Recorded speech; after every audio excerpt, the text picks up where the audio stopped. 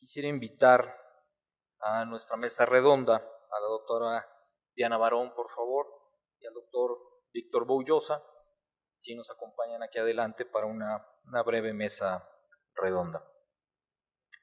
Antes que empecemos con esta discusión, ¿alguna pregunta? Como dijo el doctor Miranda, si alguien quiere comprar su Fento aquí afuera hay 2 o 3, ya ven que son muy baratos.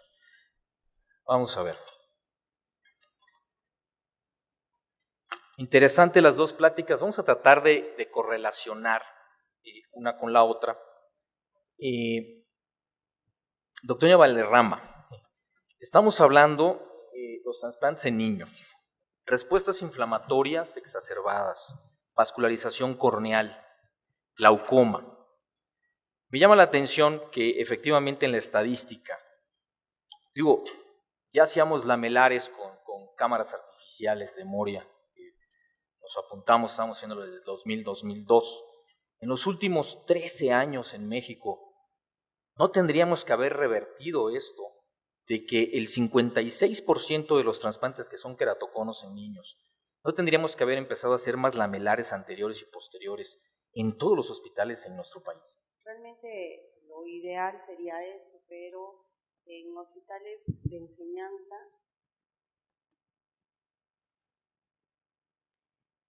realmente realizar este tipo de procedimientos, yo pienso que sí debería de ser, pero yo creo que la mayoría de los cirujanos se van por lo más seguro, por lo más reproducible, porque estas nuevas técnicas necesitan un poco como una curva de aprendizaje más larga.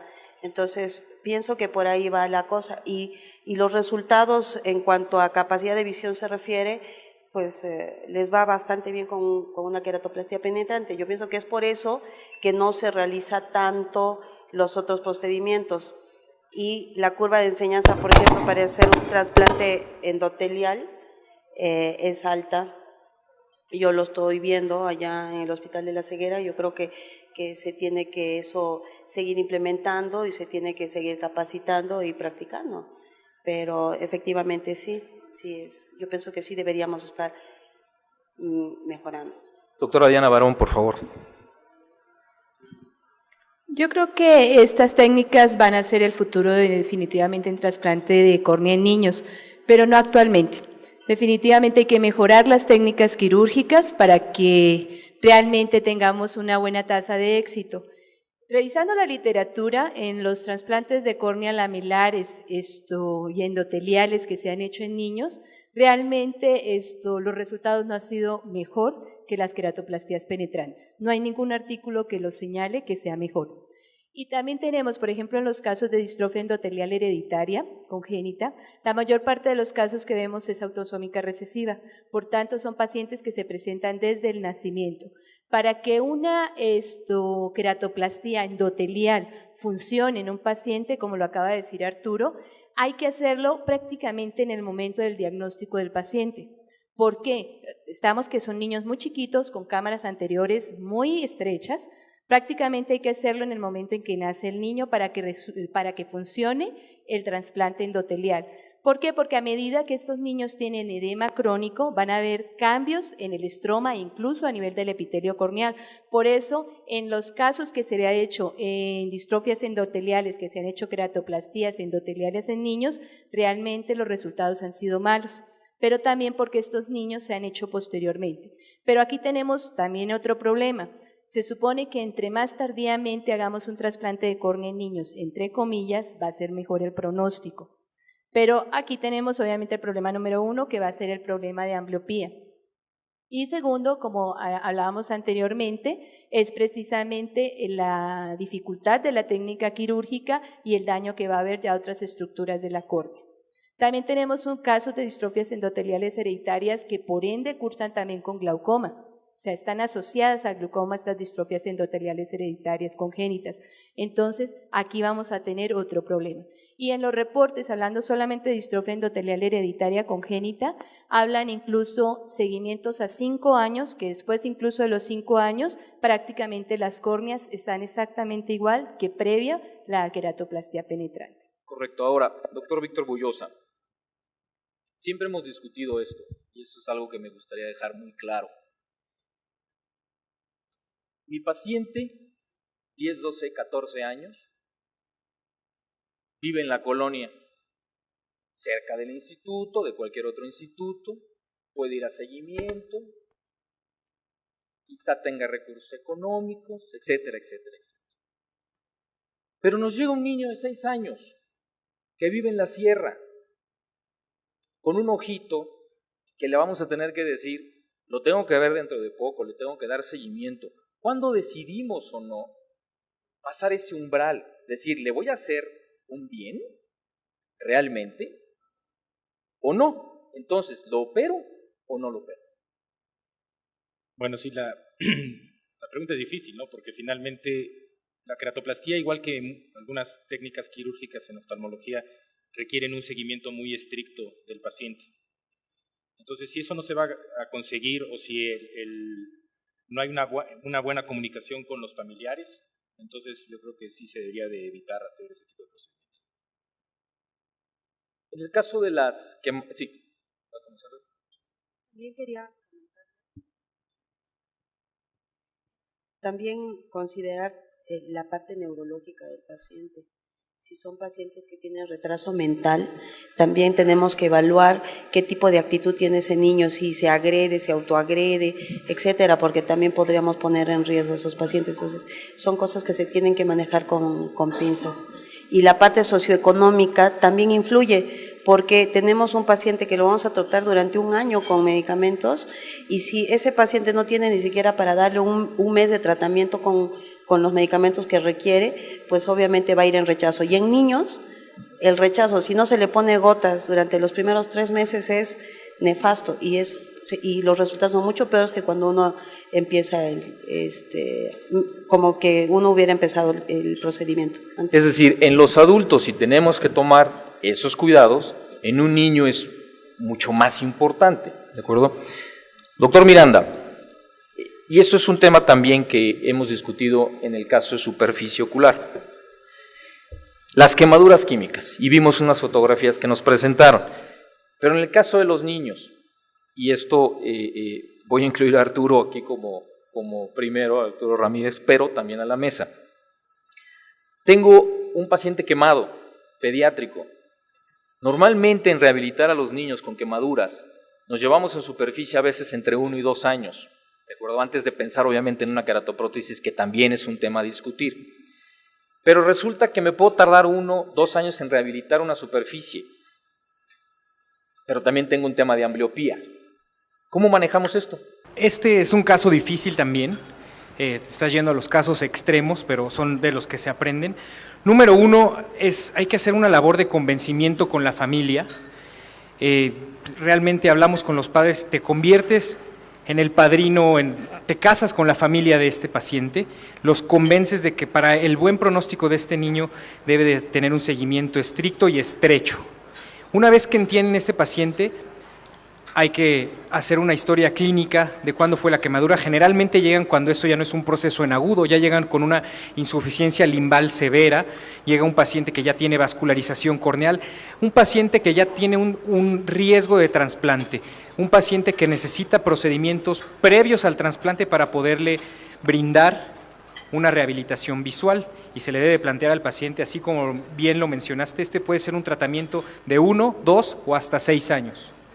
¿no? El paciente va a requerir reconstrucción palpebral, va a requerir una reconstrucción de la superficie, trasplante quizá de un familiar vivo relacionado que le dé limbo si tiene una quemadura bilateral, o obtener células limbales del ojo contralateral si únicamente se quemó un ojo, para poder reconstruir una superficie y eventualmente hacer un trasplante de córnea que no se rechace o que no sea vascularizado de nuevo. Esto es un caso ideal. Ahora, mencionaste lo de ambliopía. Este es un niño que llega de 4 años con la quemadura por álcali. La tendencia actual, y existe una serie del doctor James Acquavella del Bronx, es colocar queratoprótesis de Boston previendo la ambliopía. Sin embargo, en el Instituto de Oftalmología, si bien tenemos experiencia con las queratoprótesis de Boston, no en pacientes pediátricos, y sería yo tendencia de irme hacia la reconstrucción de superficie, mejorarla y ofrecerle un trasplante en 1, 2, 3 años. Correcto. A la mesa. Pregunta de nuestro público. ¿Qué tanta asociación hay de estos trasplantes en el caso de los niños con problemas de conjuntivitis primaveral atopia? ¿Cómo recomiendan tratar a estos pacientes? Sí, Diana. La asociación es mucha, es alta, bastante alta, sobre todo en los niños que han tenido queratitis herpética y los niños que tienen queratocono. Entonces, el paciente, por ejemplo, con queratocono es imprescindible que primero se trate la conjuntivitis alérgica y que estos pacientes estén estables antes de decidir realizar un trasplante de córnea, porque en estos pacientes tenemos más riesgo de tener rechazos de tipo epitelial que otra cosa. Entonces hay que cuidarlos mucho. Una vez trasplantado el paciente, hay que seguir el manejo de su tratamiento de conjuntivitis alérgica y ser muy estrictos y señalarle a los padres. Incluso muchas veces estos pacientes trasplantados llegan con ojo rojo a la consulta, pero no es por un rechazo ni nada, sino es por activación de la conjuntivitis alérgica. Entonces hay que ser muy precisos en ver qué es lo que le está provocando el ojo rojo al paciente. Entonces sí, y es alto y hay que controlarla. También, por ejemplo, en ocasiones manejo, por ejemplo, ciclosporina tópica, pero la ciclosporina tópica no la estoy manejando como inmunosupresor para evitar el rechazo de un trasplante, sino para control de la conjuntivitis alérgica, por ejemplo, en los casos de niños con queratocono. Sí, doctor Ramírez. Y la doctora Barón y la doctora Valderrama cuentan con una gran ventaja, que es estar en una institución con un abordaje integral del paciente pediátrico. Y si se cuenta con alergólogos, inmunólogos que puedan identificar la causa, si se puede llegar a identificar la causa, para retirar el alergeno que genera este tipo de conjuntivitis del paciente, pues qué mejor, ¿no? Hacer unas pruebas de alergia y un abordaje integral del paciente trasplantado de córnea por queratocono con un alergólogo o inmunólogo le brindará a nuestro paciente mucho mejor pronóstico. Correcto, otra pregunta a la mesa de parte del público. Dado que el trasplante de córnea en niños es ya per se un pequeño problema, ¿qué manejo le dan a los niños en el postoperatorio? Doctora Valderrama.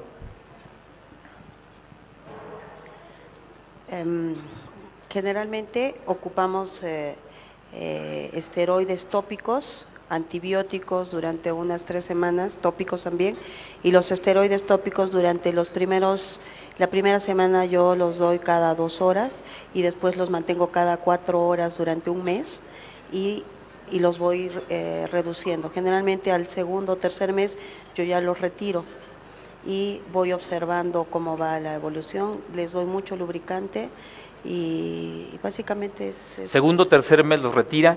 Estoy imaginando que también ya retiró todos los puntos. Dependiendo de la edad, como les mencionaba, yo me fijo mucho en la edad del paciente. Generalmente cuando son menores de 5 años, los retiro como entre el tercer mes a más tardar. Generalmente voy revisando cómo va la cicatrización del botón y los meto a una exploración bajo anestesia, retiro 8 puntos y en 4 semanas posteriores los vuelvo a explorar y les retiro el resto de los puntos, siempre y cuando vea que la cicatrización ya se ha completado. La ventaja que tenemos en el hospital es que es un hospital público y los costos de las exploraciones cuestan 80 a 100 pesos, entonces es fácil poder revisar a los pacientes las veces que sea necesario. Entonces, esa es una ventaja para nosotros. Y en algunos casos, yo creo que si son niños que tienen alguna vascularización, sí me gusta usar ciclosporina al 2%, me da tranquilidad y veo que preservan los vasos. Alguna vez en niños más grandes que he visto que hay vascularización de los puntos, pero que el botón no ha cicatrizado, he utilizado antiangiogénicos subconjuntivales para que me dé chance a que se cicatrice el botón y más o menos en un mes o 5 semanas retiro los puntos y me ha dado buenos resultados. Son pocos casos, pero sí lo he hecho. Doctora Diana Barón. Es una excelente pregunta, ¿Por qué? Porque el manejo posoperatorio es lo más difícil, no es trasplantar al paciente.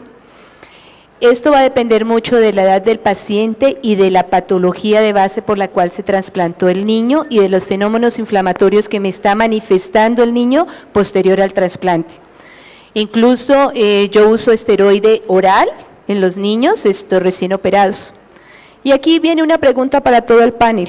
Ahora actualmente se habla, incluso en publicaciones señalan que el trasplante de córnea en niños ahora es un éxito, incluso porque dicen que tenemos mejor inmunosupresión. Yo quiero saber cuál es esa inmunosupresión que le están dando a los pacientes.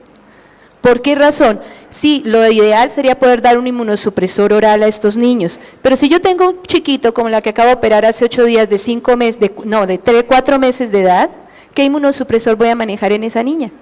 ¿Sí me explico? ¿Por qué? Porque aquí yo tengo que poner en una balanza y ver el equilibrio en qué voy a beneficiar a la paciente, a la niña, al darle inmunosupresores y también qué voy a dañar con los inmunosupresores. Entonces aquí hay que tener mucho cuidado. Con la ciclosporina al 2% tópica hay varios problemas. Uno, antes realmente era muy fácil prepararla porque llegábamos con los de trasplante renal, regálame un poquito de ciclosporina que tienes para los pacientes, la preparamos y listo, pero resulta que ya casi los de trasplante renal no usan ciclosporina, están usando básicamente tacrolimus principalmente en la inmunosupresión de estos pacientes. Entonces ya cuesta más trabajo, además es costosa. Y el apego a la ciclosporina tópica en los niños es bastante difícil porque les arde. Entonces esa es otra situación. Yo en algunos pacientes estoy usando tacrolimus en crema dermatológica cada tercer día. Si funciona o no, realmente todavía no lo sé, porque ha habido pacientes que como que el que tiene que irse al rechazo se va al rechazo y el que no, no. Entonces, todavía no puedo realmente decir si está funcionando o no, pero lo que sí es que el apego al medicamento es mucho mejor que con la ciclosporina tópica.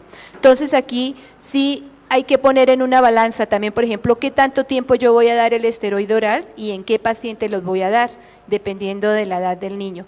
Y lo mismo el esteroide. El esteroide yo lo doy por un tiempo más largo, yo lo voy dejando en periodos no tan rápido los quito, sino por el contrario, o voy jugando con diferentes tipos de esteroides hasta dejarlo con el esteroide más suave y poco a poco irlo retirando, para así evitar estos rechazos. Y sobre todo lo que creo que también es muy importante es estar apoyado con medidas interdisciplinarias, ¿no? Digo, esto es muy importante. Por último, una pregunta en más. el caso del... Nosotros también hemos usado tacrolimus en adultos, en niños no tenemos experiencia, sobre todo en pacientes que desarrollan glaucoma o hipertensión ocular secundaria de esteroides y con muy buenos resultados, pero en adultos, en niños no tenemos ¿A cuánto tiempo? mucha experiencia. Pues ahorita llevamos dos pacientes como a 6 meses. 6 meses. Y le retiramos el esteroide, tiene controlada la presión intraocular y no ha desarrollado rechazo. En el caso y la otra cuestión sería abogar también por los trasplantes lamelares, ¿no? Porque a fin de cuentas disminuyes el riesgo de rechazo, disminuyes el riesgo de tener suturas más tiempo, ¿no? La puedes retirar más tempranamente, entonces ofrece mayores ventajas. ¿Qué es con lo que iniciamos esta discusión? Es decir, habría que ya mover esas estadísticas, porque si el 56% de nuestros trasplantes son queratoconos, bien podemos utilizar no forzosamente la tecnología de femto, digo, no todo el mundo lo tiene y no es tan accesible, pero empezar a pensar que no es nuestra primera opción. Quiero preguntarles también, en el caso del femto, y mencionaste algo, Arturo, que también va en relación con lo que mencionó la doctora Valderrama al principio, la rehabilitación. ¿Justificaríamos el utilizar el femto? Porque un punto importante es que justifica la rehabilitación más temprana en los niños. Eso es uno. Y me llamó también la atención la mayor fuerza tensil en el caso de los niños. Creo que todos hemos tenido casos en donde llega el niño y un niño de 5 años no le podemos pedir que esté sentadito sin hacer absolutamente nada. Llegan perforados, llegan sin suturas, se golpearon, etcétera. ¿Esto nos puede ayudar en ese caso, en el FEMTU? Como bien mencionó la doctora y mencioné yo en mi plática, sí, esto podría ser una ventaja y sí, esto tiene fuerza tensil mayor, los trasplantes con femtosegundo tienen una recuperación visual, sin embargo, todo esto, todavía el femtosegundo, al ser una tecnología que está emergiendo actualmente, se encuentra de manera teórica o con resultados preliminares que no permiten ser categóricos en la conclusión de que esto es cierto. Si bien la tendencia dice que sí, aún el análisis estadístico a largo plazo que está corriendo en diferentes centros para hacer la base de datos multicéntrica que permita generar este tipo de conclusiones, aún no puede ser. Esperemos que sí y que se justifique el gasto para, por lo mismo, estipular que este tipo de técnicas nos permitirá hacer un trasplante en niños que sea más fuerte, más resistente y con recuperación visual más pronta. Es decir, nos falta, pero falta ahí vamos. tiempo, pero ahí vamos. Sí, doctora Barón.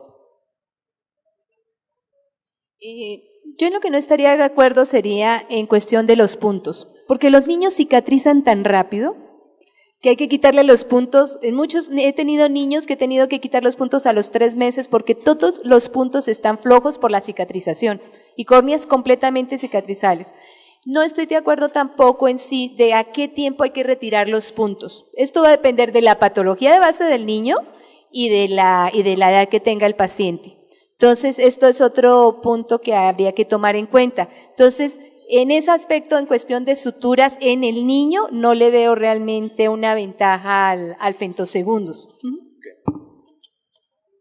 Yo la ventaja que le veo al femtosegundo es precisamente permitir cirugía lamelar, ¿no? Entonces, ahí dejas la estructura corneal más resistente, disminuyes el riesgo de rechazo nuevamente, ¿no? La rehabilitas mucho más rápido, menos suturas. Yo creo que va por ahí. Y hace excelente el punto la doctora Barón. Todos estos estudios que están corriendo en este momento se están realizando en adultos, entonces aún extrapolarlo a niños va a ser con un tiempo y una experiencia mucho más tardía, entonces ahí vamos. Perfecto, pues como ingleses, 10 de la noche y quiero agradecerles a todos ustedes y me voy a permitir un pequeño comercial. Vamos a ahondar sobre estos temas el 27 de febrero en nuestra sesión académica del Centro Mexicano de Córnea y Cirugía Refractiva, aquí a unas cuadras. Están todos invitados. Muchísimas gracias a todos. Yo quiero agradecer a la Asociación Mexicana de Oftalmología Pediátrica y al Centro Mexicano de Córnea y Cirugía Refractiva por haber participado en esta primera sesión de nosotros. Quisiéramos entregarles un pequeño reconocimiento de parte de la Sociedad Mexicana de Oftalmología. Y en asuntos varios me olvidó comentarles que debido a las finanzas tan sanas que tiene la Sociedad Mexicana de Oftalmología, este año no habrá incremento en la cuota de este año.